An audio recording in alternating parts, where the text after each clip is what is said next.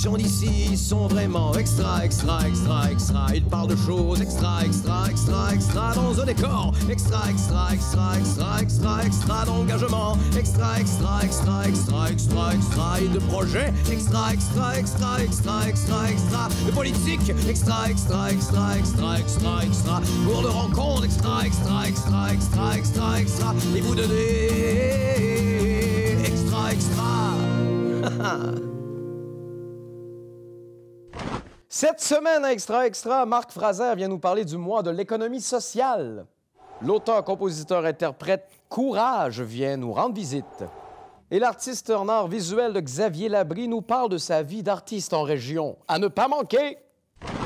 Non loin de mon cœur qui bat, il y a le souffle dans mes poumons qui ne trahit pas. Dans la mer, mes yeux se noient, c'est noir dans ma tête et mes idées se proient quand Damoclès laisse tomber son arme, quand de ma chaise le dossier s'enflamme, le bruit du temps donne des acouphènes, mes tympans battent la mesure du thème, celui de mon sang qui parcourt mes veines. Je suis présentement avec Marc pour parler d'économie sociale et solidaire. Bonjour Marc. Bonjour Benoît. Ça va bien? Ben oui, ça va bien. Alors, on est dans le mois de l'économie sociale et solidaire, si je comprends bien. Qui commençait le 1er novembre. Donc, tout le mois de novembre est un mois qu'on désigne comme le mois de l'économie sociale.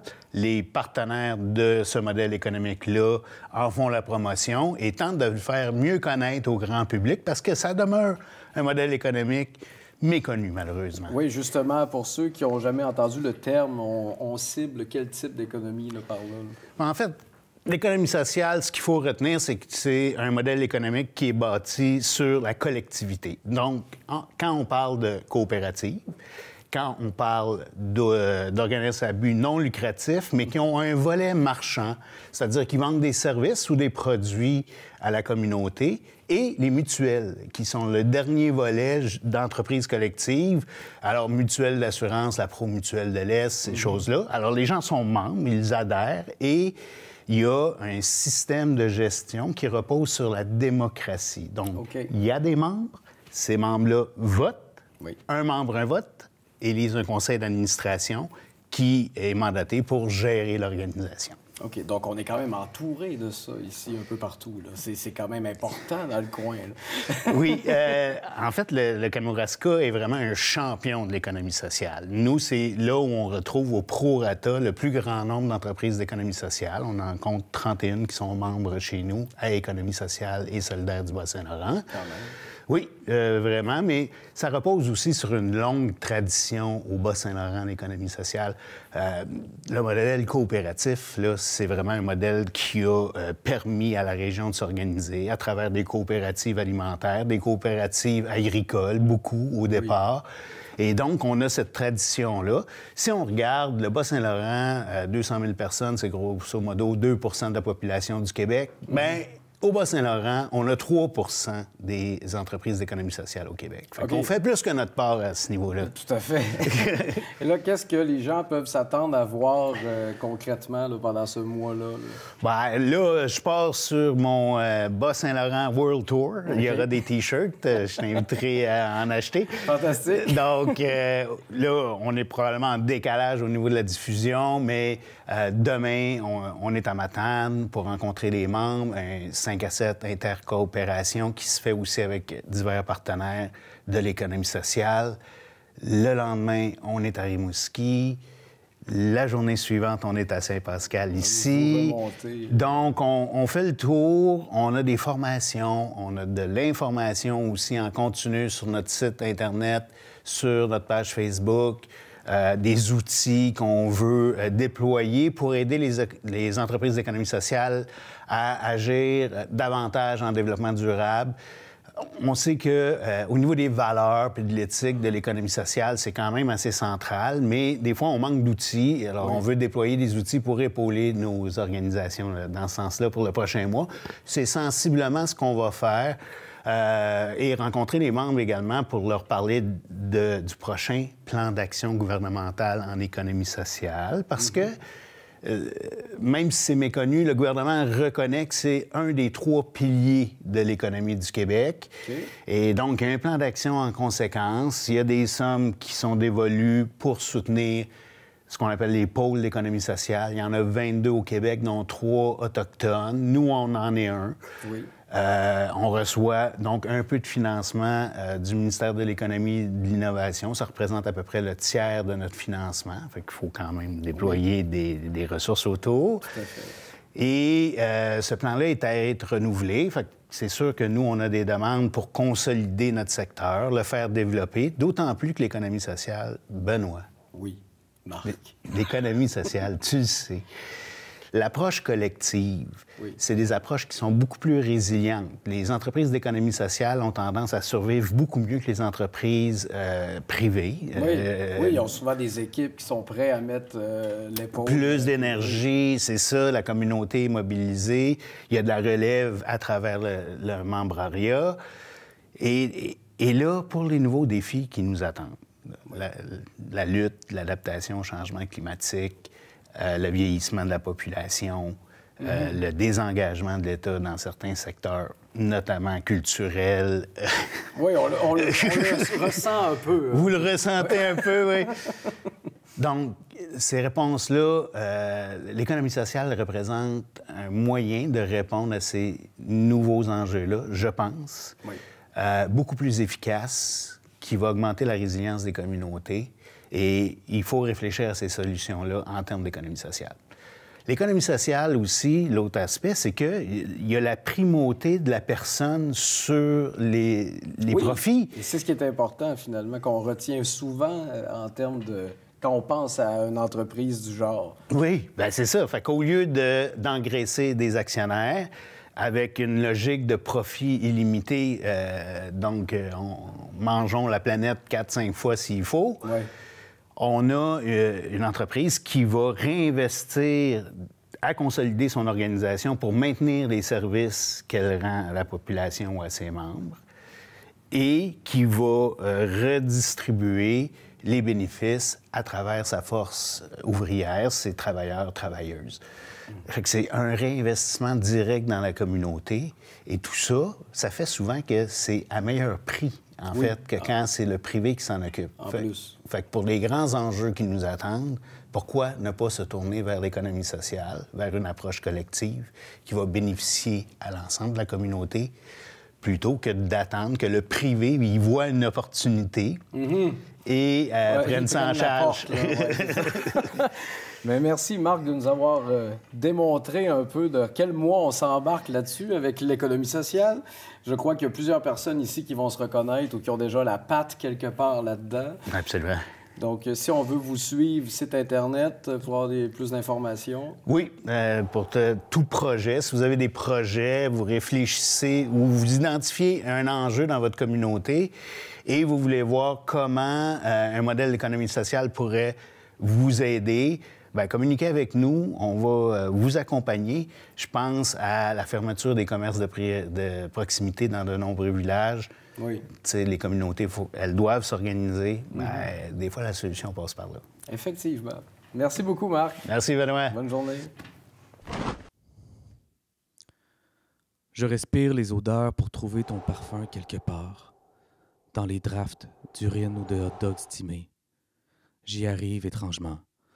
C'est fou comme une saucisse peut avoir une odeur de patchouli avec un peu de... Je suis avec Benoît Ouellette, Courage en studio. Bonjour Ben, ça va? Allô? Oui, ça va. Écoute, content de te revoir et de t'avoir parmi nous. Grosse année pour Courage, entre autres. Oui, Courage qui a lancé un album en avril dernier, donc, et qui a fait plusieurs spectacles aussi. Là, je parle en troisième personne, mais c'est moi, là. C'est un personnage, mais... beaucoup de spectacles aussi cet été. Ça continue cet automne avec un concours en Grandville, fait que voilà. Ça va bien. Là, tu viens de faire ma première place des arts. Oui. La réponse du public à, à ton œuvre, est-ce que c'est bon? Je pense que c'est une surprise. Puis c'est pas mal ce qui se passe en général dans mes shows. Je pense que les gens sont surpris. Ouais. Autant par la musique que par le personnage, que par les interventions entre les tunes, tout ça. Donc, ouais, je pense qu'ils ont été surpris. Agréablement surpris, j'espère. Ouais. C'est ce qu'on va savoir. C'est un concours, donc j'ai fait une première ronde. Là. Oui. Puis il y en a d'autres qui s'en viennent dans les prochains mois. Oui, c'est ça, parce que là, dans le fond, tu as passé une des finales à passer, finalement. Exact. Oui, c'est ça. Et là, quand les gens qui connaissent pas un peu le personnage, quand on s'assoit dans la salle pour voir un de tes spectacles, à quoi est-ce qu'on s'attend? Ouais. Hey, je te dirais que ça varie selon, selon mon humeur personnelle. Mais autant on peut voir une espèce de personnage introverti, un peu malaisant, donc qui joue un peu avec le malaise, sans non plus que ce soit trop malaisant. Il ne faut pas s'attendre à ce qu'on gigote sur notre chaise, mais plus une espèce d'attirer l'empathie. Je comprends. Donc, par de la tristesse, du pathétisme un peu dans les interventions, mais quand on s'en va en chanson, bien, c'est quand même assez varié. Autant des trucs rock'n'roll que des trucs un petit peu plus intérieurs, plus doux. Donc, on peut autant rire, pleurer, danser. Donc, c'est pas mal ce à quoi on peut s'attendre avec le spectacle. Mais en fait, moi, ce que j'espère que mon spectacle amène, peu importe la formule que je vais utiliser, c'est que les gens sortent avec le sourire puis avec une espèce de sentiment qu'ils ont vécu quelque chose qui fait du bien, finalement. Mm-hmm. Ouais. Donc, une petite touche théâtrale, parce que t'es quand même de la scène d'improvisation énormément. Ouais. Je sais qu'à l'époque, avec Étienne Denis, tu avais un duo super drôle aussi en musique. Ouais. Donc là, l'humour est comme plus dosé, quoi? Ou Plus dosé. En tout cas, dans les chansons, c'est plus dosé. J'essaie toujours de jouer avec la ligne, que la moitié de la salle se demande si je fais des jokes, puis à la limite, sont comme mal. Justement, j'attire l'empathie de ces gens-là, puis l'autre moitié de la salle qui sont crampés, parce qu'ils savent que c'est une blague. Fait que j'essaie toujours de jouer sur cette ligne-là pour attirer un peu ces deux, ces deux positions-là, finalement. Là. Oui, d'ailleurs, c'était mémorable dans ton passage à La Voix, il y a quelques années. Je pense que les juges ne savaient pas sur quel pied danser avec toi. Ouais, j'avais fait comme une entrée aussi. J'avais comme un petit personnage en entrant. Je sais pas trop si je m'étais amusé dans l'entrevue aussi à dire des niaiseries, mais... mais ouais, c'est ça. C'était une belle expérience. C'était cool. Mais le fait que tu sois ici en région, donc quand même un peu plus loin que des grands centres où les réseaux se forment, est-ce que ça ralentit le rythme de ta carrière? C'est sûr que oui. Dans le sens où on n'est pas dans le milieu. T'sais, si on est en ville, on va faire un show, mais la plupart du temps, il va y avoir 10 auteurs, compositeurs, interprètes dans la gang qui vont venir te voir, qui vont vouloir collaborer. Tu vas entrer dans des cercles de créateurs. Donc, je dis pas qu'il n'y en a pas ici en région, mais il y en a moins, puis on est moins près des diffuseurs, producteurs, maisons de prod, etc. Là. Mm-hmm. Et donc, on a quand même des initiatives qui nous forcent à créer en région, mais c'est plus lent. Moi, c'est ce que je trouve, c'est plus lent. Mais est-ce que c'est une mauvaise affaire? Je pense pas. Ça me permet quand même de jaser avec les gens, le public, de jaser avec les autres aussi, auteurs, compositeurs, interprètes ou artistes qui se trouvent autour de nous, puis de peaufiner vraiment nos chansons, nos œuvres sur le plus long terme. Donc, peut-être qu'on a des trucs moins instantanés, un petit peu plus posés, qui prennent plus de temps peut-être à...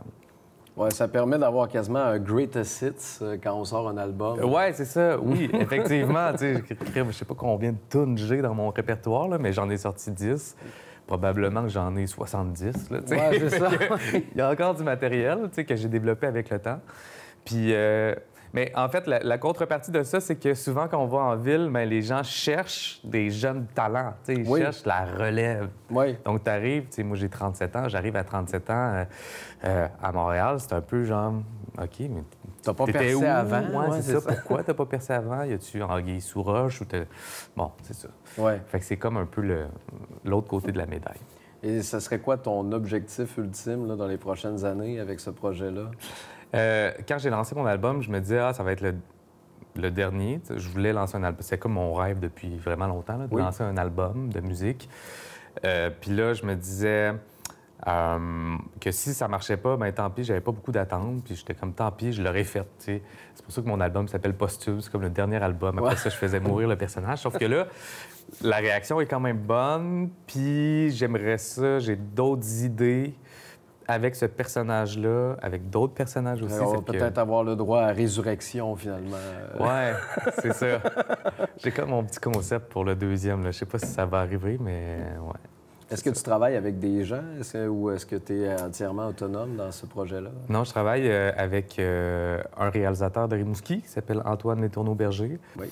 Qui est trop fort, là. C'est vraiment cool. Ça fait qu'il prend mes tunes, mes idées. Tu sais, je suis pas musicien dans la vie, dans le sens où je connais pas mes accords, je joue à l'oreille, tu sais.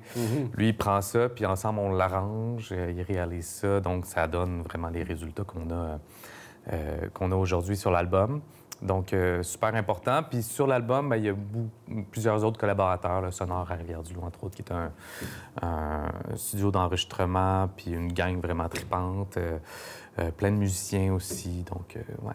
Oui, j'imagine que tu en as profité pour jouer avec quelques connaissances. Tout à fait, tout à fait. Ouais. Bien, écoute, Benoît, en espérant que ça fasse des petits encore longtemps, ce projet-là, merci d'être venu en discuter avec nous. Puis on va en profiter pour te faire performer un peu pour gâter les gens. Oh! Merci, Ben. Cool, merci. Je reviens dans le coin. Je reviens dans le coin. Je reviens dans le coin. Je reviens dans le coin. Je suis avec M. Xavier Labrie. Bonjour, Xavier. Salut, Benoît. Ça va bien? Ça va bien? Toi aussi? Oui, oui, oui. Écoute, Xavier, c'est un artiste en art visuel, pour ceux qui ne le connaissent pas dans le coin. Coin! Je reviens dans le coin. On a pu voir certains de tes 1 dans le Témiscouata, si je ne me trompe pas. Là, en ce moment, tu travailles sur quoi? Actuellement, je prends une toute petite pause, mais j'ai commencé à rédiger un projet qui éventuellement va prendre vie, probablement au courant de l'hiver. Donc, je suis plus dans une phase de conceptualiser ça, mettre ça sur papier, essayer de rendre ça concret. Puis, très bientôt, je vais me mettre à la production. Et qu'est-ce qui motive tes créations en général? Hein? Bien, ce qu'il faut savoir de mon travail, c'est qu'il est toujours, je vais utiliser ton terme, motivé par ce désir-là d'utiliser la superposition. Donc, initialement, je travaille toujours à partir de papier découpé, puis à travers les espaces qui vont être ajourés, donc qui vont laisser voir le second plan. Je continue comme ça en superposant 2, 3, 4 couches. Donc, ce travail-là, bon, à travers le temps, c'est développé. Donc, au début, je travaillais vraiment en aplat, donc je collais mes plans ensemble. Tranquillement, j'ai commencé à les espacer pour un peu aller utiliser le potentiel sculptural. Puis ce que j'ai remarqué à ce moment-là, c'était que la lumière qui venait frapper dans ces découpes-là créait des ondes. Donc, mon cheminement s'est poursuivi. J'ai eu affaire à un mapping vidéo à un certain moment donné, donc une espèce de projection sur... Ben, dans mon cas, c'était un viaduc. OK.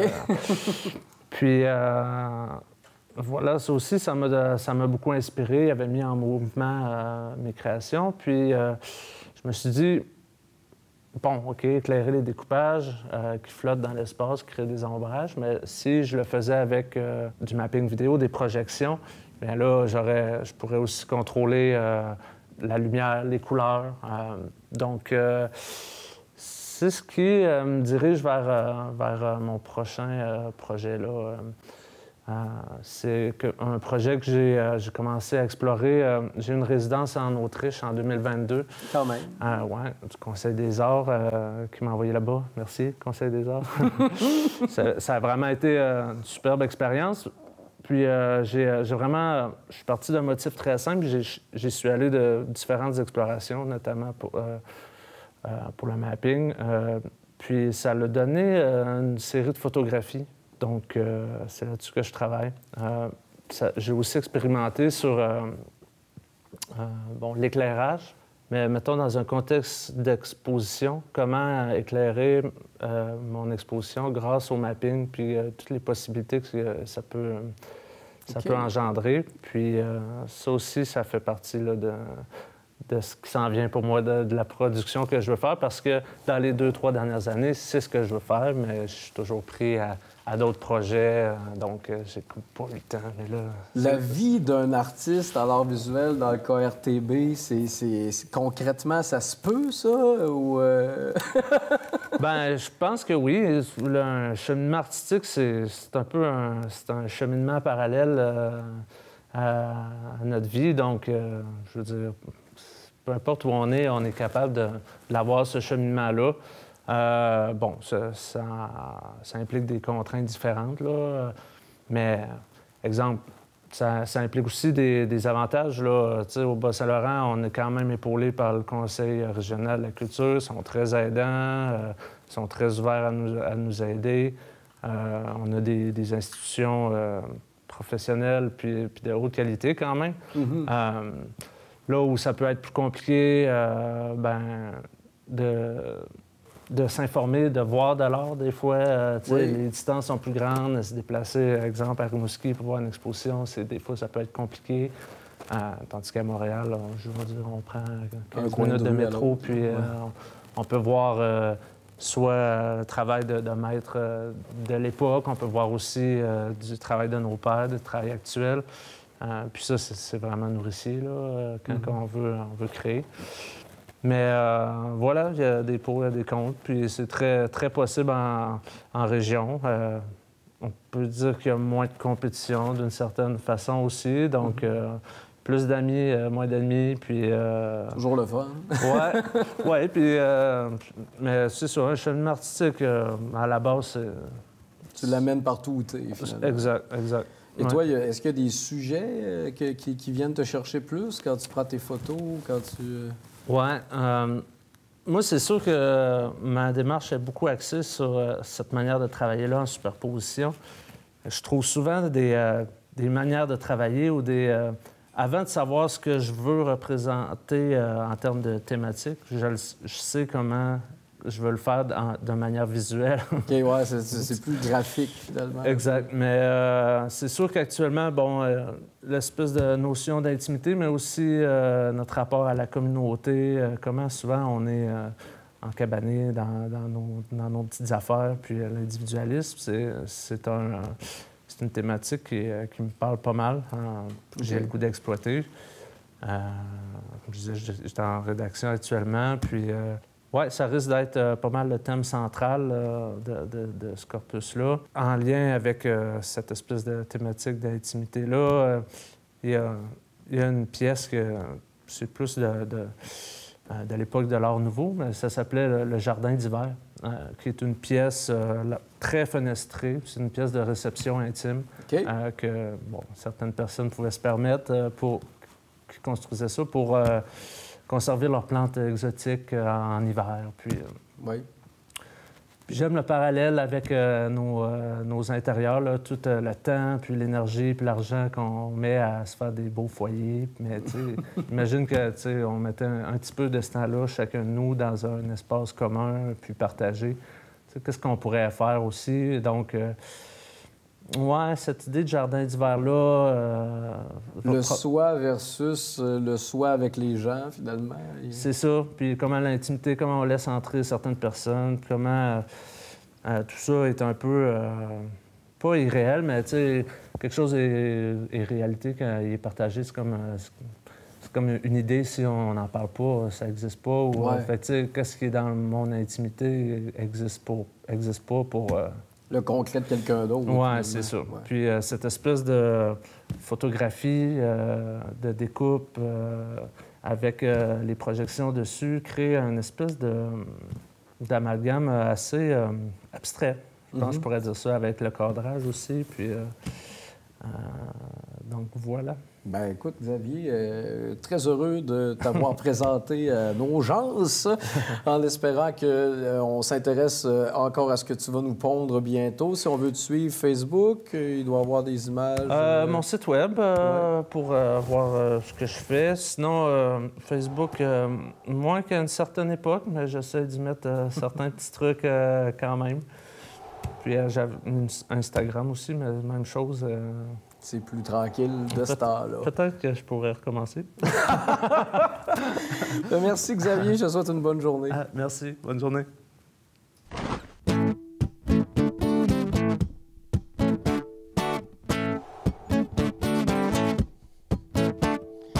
Elle est partie avec Rodrigo. Oh no! Elle est partie avec Rodrigo. Oh no! C'est pas normal parce qu'il porte tout le temps des pantalons en cuir à pattes d'éléphant. Ça coûte cher en sacrament, mais y a rien de trop beau pour le Don Juan. Pantalon de cuir à pattes d'éléphant. Elle est partie avec Rodrigo. Oh no! Elle est partie avec Rodrigo. Oh no! Charisme fou, la foule en liesse. Aime sa longue tresse qui lui descend jusqu'aux fesses. Et son bassin ne manque pas d'adresse lorsqu'il chante Alléluia à la messe. Charisme fou, la foule en liesse. Sa longue tresse qui lui descend jusqu'aux fesses. Bassin à droite, Alléluia. Pantalon de cuir à pattes d'éléphant.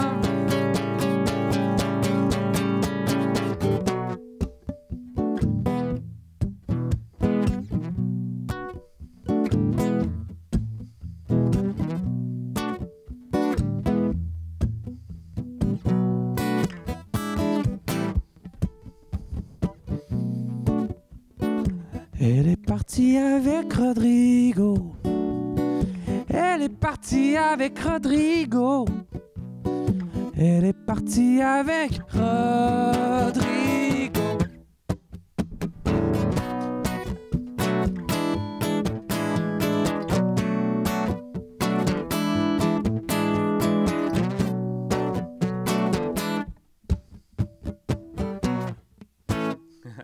On va l'arrêter là.